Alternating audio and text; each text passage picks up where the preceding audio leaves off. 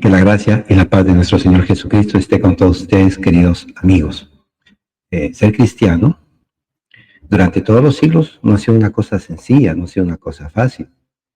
En los primeros días que nace la iglesia, el día de Pentecostés, el año 30 a 33, más o menos, en la primera prédica que realizan los apóstoles, y empiezan a ser perseguidos por los líderes religiosos judíos. Y así empiezan persecuciones. San Pablo, el que luego se convertiría en San Pablo, empieza a ser una gran persecución. Para los años 40 del primer siglo, Herodes manda a asesinar a Santiago. Y la iglesia luego, para el año 65, también empieza a ser perseguida ahora por el Imperio Romano. Y a lo largo de los siglos hemos tenido este combate. Y ahora, siglo XXI, no faltan también las persecuciones para los cristianos, ¿no? Específicamente para nosotros los cristianos católicos. Queman nuestras iglesias. Por ejemplo, existen condenas a cárceles para sacerdotes y otros católicos por defender la vida, por ejemplo. Entonces, sí, ha costado, ¿no? La sangre de los mártires ha sido semilla también para que el cristianismo, por otro lado, crezca. Y hoy que les quiero compartir esta acta del martirio de los grandes mártires, de los grandes santos, Carpo, Papilo y Agatonice, ¿no? También nos van a mostrar este heroísmo de ser cristianos, de ser auténticos católicos frente a las amenazas, frente a las persecuciones, frente a la muerte, porque tal como lo vivieron los apóstoles, lo conocieron a ciencia cierta, con Cristo logramos la inmortalidad de la vida. Y esta esperanza ellos la vieron, ellos tocaron a Cristo resucitado después de su muerte. Entonces ellos ya son capaces también luego, no solo por esta esperanza, por esta certeza de que hay una vida eterna, sino por amor. Sí, por amor a Cristo. Cristo había dado la vida por ellos, para que nosotros tengamos esta paz, esta plenitud de vida que solo se encuentra en Dios, en Cristo. Y al verlo resucitado, vivo, ellos tocaron sus manos atravesadas por los clavos ahí en la cruz. Ellos en esta reciprocidad de amor y con esta certeza de la inmortalidad van a dar sus vidas por Cristo Jesús. Ya la vida cobra un mayor sentido, porque la vida no solamente es temporal, sino ya es eterna. En esta acta, con ciertos vacíos, lagunas que se han complementado con otros diferentes testimonios de cristianos, otras actas, ¿no? Se nos va a narrar esta valentía de ser cristianos ante la intolerancia religiosa de aquel entonces. Estamos hablando del año 250, por ahí 250, en el que gobernaba el emperador Decio, que dio decretos gravísimos contra los cristianos, que los conminaba a aceptar el paganismo, o sea, ir en contra de su propia religión, sacrificando a los dioses paganos, incluso al rey, al emperador, a quien se consideraba pues también un dios. Y de estos tiempos también aparece el Papa Fabián, el 20º Papa, muerto ahí en el año 250, justamente en el periodo de Decio. Y aquí tenemos ¿no? Una imagen que nos quiere representar el martirio de estos grandes hombres y de esta preciosa mujer, Agatonice. Y esto ocurre allá en Pérgamo, una de esas mencionadas iglesias regionales en el Apocalipsis, ¿no? Que ahora quedan en Turquía, antes lo que se llamó Asia Menor, que encontramos allí en las Sagradas Escrituras. Entonces, en esta bella narración, muy breve, muy corta, vamos a encontrar la valentía y nos va a narrar este llamado a la inmortalidad que ya precisamente lo vamos a encontrar en el Apocalipsis. El Apocalipsis en el capítulo 6, versículo 9, ahí, y claro, Cristo ya nos está enseñando, por ejemplo, ahí en San Juan capítulo 3, versículo 5, que para entrar a la vida eterna hay que nacer de nuevo del agua y del Espíritu. Y el Apocalipsis encontramos ya a los grandes santos, a los grandes mártires de aquel entonces, fines del siglo I. Y el Apocalipsis nos cuenta que estos hombres vivos en el cielo hablan y escuchan. Presten atención. Apocalipsis capítulo 6, versículo 9 al 11. Cuando abrió el quinto sello,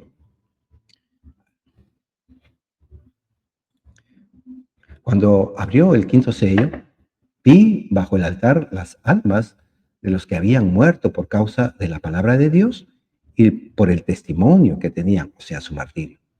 Y clamaban a gran voz diciendo: ¿hasta cuándo, Señor santo y verdadero, no juzgas y vengas nuestra sangre en los que moran en la tierra? Y se les dieron vestiduras blancas, o sea, la santidad, y se les dijo que descansasen todavía un poco de tiempo, hasta que se completara el número de sus consiervos y sus hermanos, que también habían de ser muertos como ellos. Palabra de Dios, te alabamos, Señor. Ahí tenemos a estos grandes hombres y mujeres que dieron su vida por Cristo en el siglo I. Y ahí vemos ya en la inmortalidad. Y eso lo va a enseñar ahí el acta. Miren cómo nos enseña el acta. Nos dice: como los verdaderos adoradores, los que adoran a Dios en espíritu y verdad, según nos lo recuerda divinamente el Señor, se asemejan a la gloria de Dios. Se hacen con Él inmortales y participan de la vida eterna por obra. Hermoso, precioso. Luego también se nos va a enseñar ahí en esa acta acerca de la existencia del demonio, del diablo y del infierno, ¿no? Y precisamente Jesús, ahí en Mateo capítulo 25, versículo 41, nos muestra esta realidad y nos dice: Jesús entonces dirá también a los de la izquierda: apartaos de mí, malditos, al fuego eterno, preparado para el diablo y sus ángeles. Miren, ¿no? Hay una pena eterna que es el infierno. Y aquí el acta, además del Evangelio, va contra aquellos que creen que el infierno es aquí, que creen que aquí es el infierno por las situaciones de, de dolor, de sufrimiento, guerras, enfermedades que se dan, etcétera, ¿no? No, también hay un infierno. Hay un infierno y Jesús es muy fuerte al decir aquí: apartaos de mí, malditos, o sea, aquellos que no tuvieron misericordia con el prójimo. Y el acta nos dice algo muy bonito ahí. Dice así: los que rinden culto a estos ídolos se hacen semejantes a la vanidad de los demonios y con ellos perecen en el infierno. Es pues justa sentencia que con el diablo, que extravió al hombre, principal criatura de Dios, y por su propia maldad envidió. Bien, luego vamos a encontrar aquí a estos grandes atletas. El, el acta nos muestra a estos grandes atletas que tuvieron esta valentía de expresar su fe en Cristo. No tuvieron vergüenza, no tuvieron miedo, ni al dolor, ni al sufrimiento. Miren lo que nos dice Jesús en Mateo capítulo 10, versículos 32 al 33. A cualquiera, pues, que me confiese delante de los hombres, yo también le confesaré delante de mi Padre que está en los cielos. Miren, qué gran premio, ¿no? Versículo 33. Y a cualquiera que me niegue delante de los hombres, yo también le negaré delante de mi Padre que está en los cielos. Y el acta, miren qué hermosamente nos muestra cómo estos hombres y esta preciosa mujer van a contestar. Inmediatamente lo hizo suspender del potro y desgarrar con garfios. Mientras lo torturaban, el mártir gritaba, soy cristiano. Qué hermoso, soy cristiano. Un gran atleta, un gran soldado de Cristo. El acta también nos va a mostrar que ya desde tiempos remotos, estamos hablando siglo III, y también antes, a los sacerdotes ya se les decía padres, como padres espirituales, obviamente. Y ya San Pablo también, en la primera carta a los Corintios, él se mostraba como padre espiritual de los Corintios, de los primeros cristianos de aquel entonces.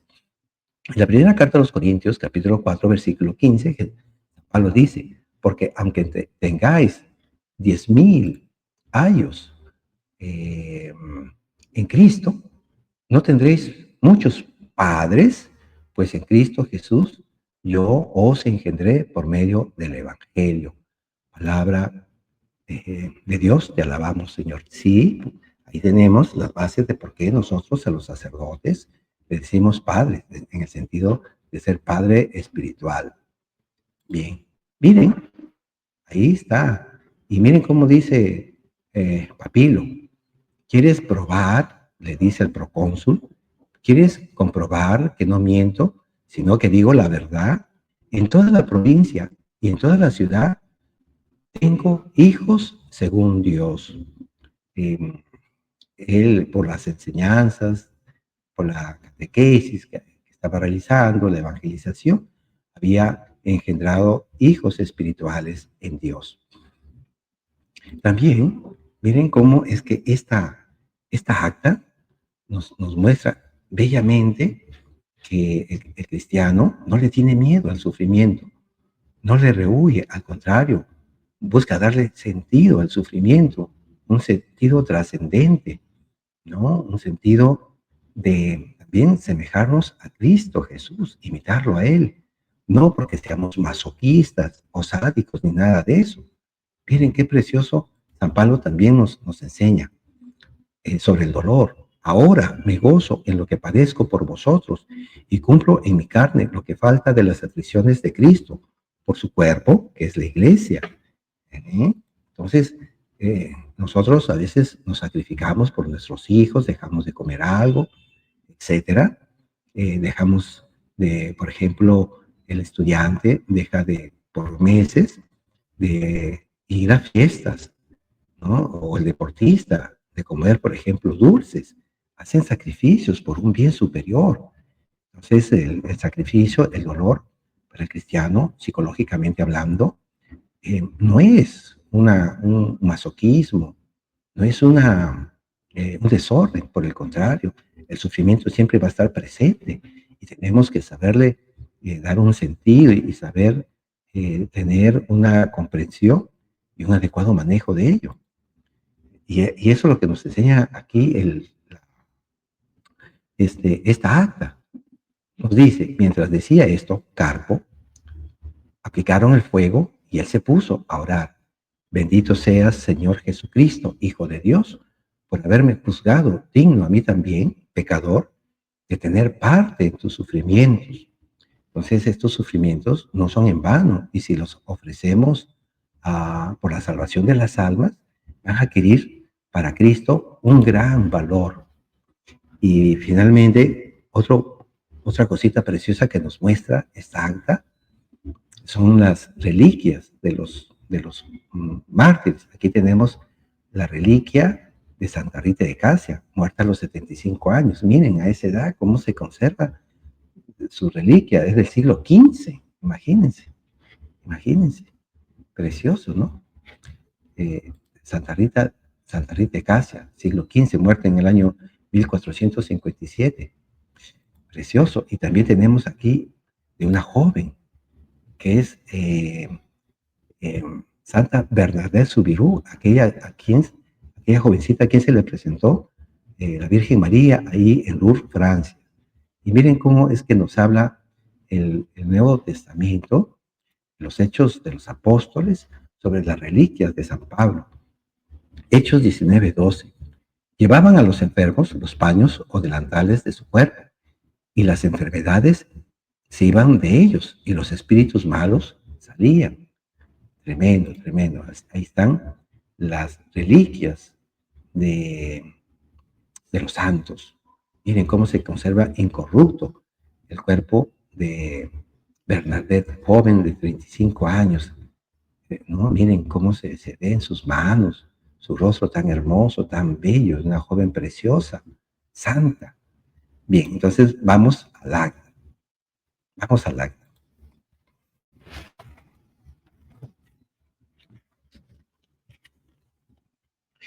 Orando, el procónsul en Pérgamo, fueron llevados a su tribunal los bienaventurados Carpo y Papilo, mártires de Cristo. El procónsul tomó asiento y preguntó: ¿cómo te llamas? El bienaventurado contestó: mi primero y principal nombre es Cristiano, pero si me preguntas el nombre en el mundo, me llamo Carpo. El procónsul dijo: sin duda, ustedes conocen los decretos de los augustos que les obligan a adorar a los dioses, dueños del universo. Por eso, les aconsejo que se acerquen a los altares y sacrifiquen. Carpo dijo: soy cristiano, adoro a Cristo, el Hijo de Dios, que no hace mucho tiempo vino a la tierra para salvarnos y arrebatarnos de los extravíos del diablo. Por eso no ofreceré sacrificios a tales ídolos. Haz conmigo lo que quieras. A mí me es imposible sacrificar a estas sacrílegas apariencias de los demonios, ya que los que a ellos sacrifican se hacen semejante a ellos. Como los verdaderos adoradores, los que adoran a Dios en espíritu y verdad, según nos lo recuerda divinamente el Señor, se asemejan a la gloria de Dios. Se hacen con Él inmortales y participan de la vida eterna por obra del Verbo. Así, los que rinden culto a estos ídolos se hacen semejantes a la vanidad de los demonios y con ellos perecen en el infierno. Es pues justa sentencia que con el diablo que extravió al hombre, principal criatura de Dios, y por su propia maldad envidió. El procónsul, irritado, le dice: sacrifica a los dioses y no digas disparates. Carpo, sonriendo, le contesta: mueran los dioses, que no han hecho ni el cielo ni la tierra. El procónsul dícele: es necesario que sacrifiques, porque así lo ordena el emperador. Carpo le contesta: los vivos no sacrifican a los muertos. El procónsul le increpa: ¿te parece que los dioses están muertos? Carpio le dice: ¿quieres escucharme? Esos dioses no fueron ni hombres que vivieran un tiempo para poder morir. ¿Quieres saber cómo es esto verdad? Quítales el honor que tú aparentemente les tributas y conocerás que no son nada. Son materia terrena que con el tiempo se corrompe. En cambio, nuestro Dios es intemporal y hacedor de los tiempos. Permanece incorruptible y eterno, siempre el mismo, sin sufrir aumento ni mengua, mientras los ídolos son fabricados por los hombres. Y como dije, se destruyen con el tiempo. Ahora bien, si emiten oráculos y engañan a los hombres, no te asombres. El diablo, que desde el principio cayó de su propio orden por maldad, que le es familiar, procura anular el amor que Dios tiene al hombre y, apremiado por los santos, se declara su adversario. Les prepara guerras y anticipadamente anuncia lo que quiere a los suyos. De manera semejante, como es más viejo de días que nosotros, por lo que nos conjura lo que nos ha de pasar y lo anuncia, justamente los males que él ha de perpetrar. Pues bien, por sentencia de Dios, puede conocer la maldad y por permisión de Dios tienta a los hombres, buscando apartarlos de la religión. Créeme, pues, oh procónsul, que ustedes están en una no pequeña vanidad. El procónsul le dice, dijiste muchas tonterías y terminaste maldiciendo a los dioses y a los augustos. Para que la cosa no siga adelante, ¿sacrificas o qué dices? Carpo le responde, imposible que yo sacrifique, jamás sacrifiqué a ídolos. Inmediatamente lo hizo suspender del potro y desgarrar con garfios. Mientras lo torturaban, él gritaba, soy cristiano. Lo desgarraron por tanto tiempo que desfalleció y ya no pudo hablar. El procónsul dejó a Carpo y dirigiéndose a Papilo, le preguntó, ¿formas parte del consejo de la ciudad? Papilo le dice, soy un simple ciudadano. El procónsul, ¿de qué ciudad? Papilo le dice, de Tiátira. El procónsul, ¿tienes hijos? Papilo le responde, sí, muchos, gracias a Dios. Uno del pueblo gritó, él declara tener hijos en el sentido de la fe de los cristianos. El procónsul le pregunta, ¿por qué mientes diciendo que tienes hijos? Papilo le vuelve a responder, ¿quieres comprobar que no miento, sino que digo la verdad? En toda la provincia y en toda la ciudad tengo hijos según Dios. El procónsul le vuelve a preguntar, ¿sacrificas o qué dices? Papilo le responde, desde mi juventud sirvo a Dios y jamás ofrecí sacrificios a los ídolos.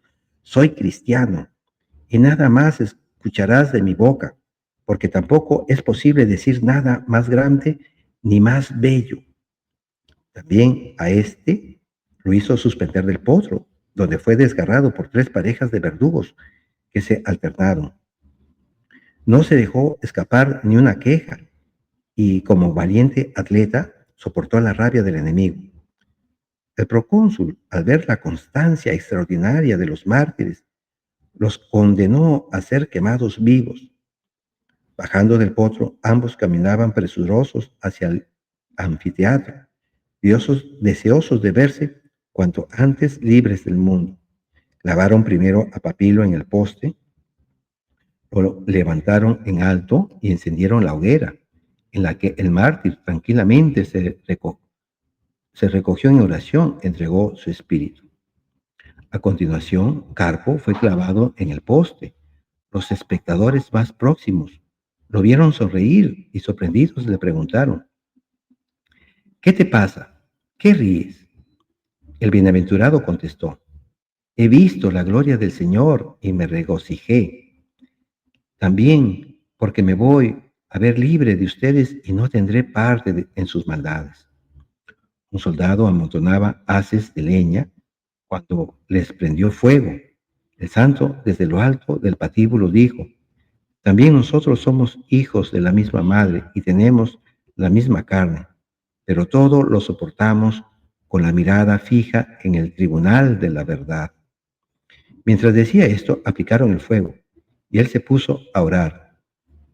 Bendito seas, Señor Jesucristo, Hijo de Dios, por haberme juzgado digno, a mí también, pecador, de tener parte en tus sufrimientos. Al decir esto, entregó su alma. Estaba presente una mujer de nombre Agatonice. Ella también vio la gloria del Señor que Carpo declaraba haber contemplado.